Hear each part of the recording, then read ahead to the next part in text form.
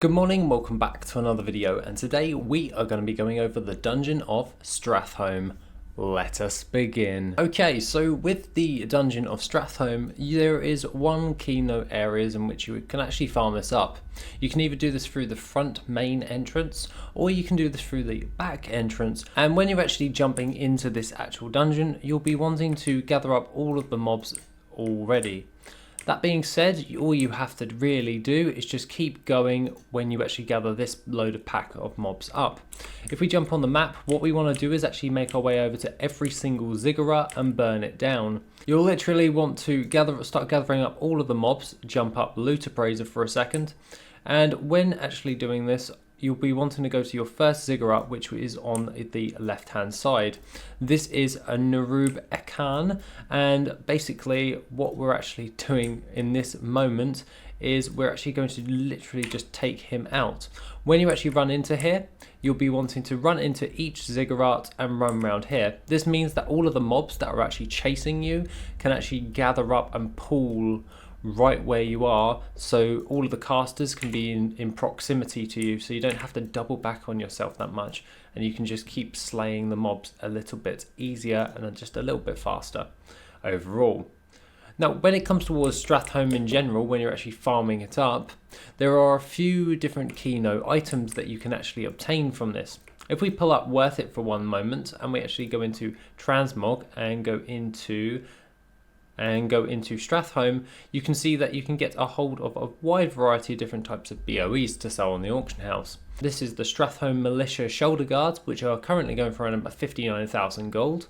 We have the Gracious Cape for 1,700 gold, Juno's Shadow 21,000, Sacred Cloth Leggings 800, Plague Bat Fur Gloves 11,000, Plague Hound Leggings 400,000, the Plated Fist of 𝐆𝐀𝐿𝐿 for 255, and last but not finally is Morloon's Bracer for 129,000.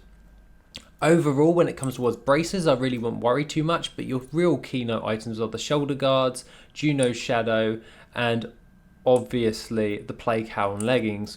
This is because they're one of the hardest ones to get a hold of.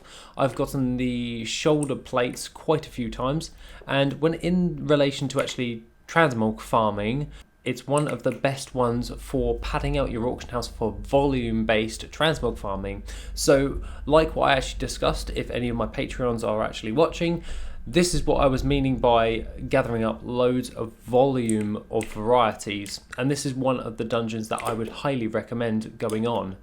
That being said, when it comes towards everything else, we'll just need to go to those ziggurats. This does take a little while in order to actually farm up. However, in general, you shouldn't have that much of a problem if you have a speed set to go along with this. Obviously, for instance, when it comes towards my run-throughs, I don't do it with a speed set because I want to literally show you in a very simple way on how to farm this up. However, if you do have a speed set, I would highly recommend using it for Stratholme, as it is quite a fairly big dungeon. If we move Loot Appraiser just a moment, we'll be wanting to make our way over towards 𝐵𝐻𝐿𝐿. And just like that, we have got the Freezing Band, which is a ring, unfortunately. Now, this does tend to sell, but this one is a very niche market, so 4,962 gold, not really the item we're actually going for. When it comes towards everything else, you want to just gather up the last pack of mobs running around the actual dungeon and head over to the Magistrate 𝐵𝐻𝐿𝐿. Run around this corner here, just where the boss is, and that will bring all of the casters towards you. I found this to be the most easy and effective way in order to actually farm it up, and after that is done, you can then dreamwalk in and out of the dungeon as you so wish. However, if you want to take this a step further, you can always give yourself a chance to get a hold of the mount while you're doing this, so this is always a nice little bonus, so to speak. That being said, guys, that is basically everything for this gold farm for today. Now, if you would want any other different types of additional content like videos or breakdowns on how to make gold on certain specific topics, then you can go over towards the Patreon. Other than that, guys, have an awesome rest of the day, and I shall see you in the next video, which will be soon.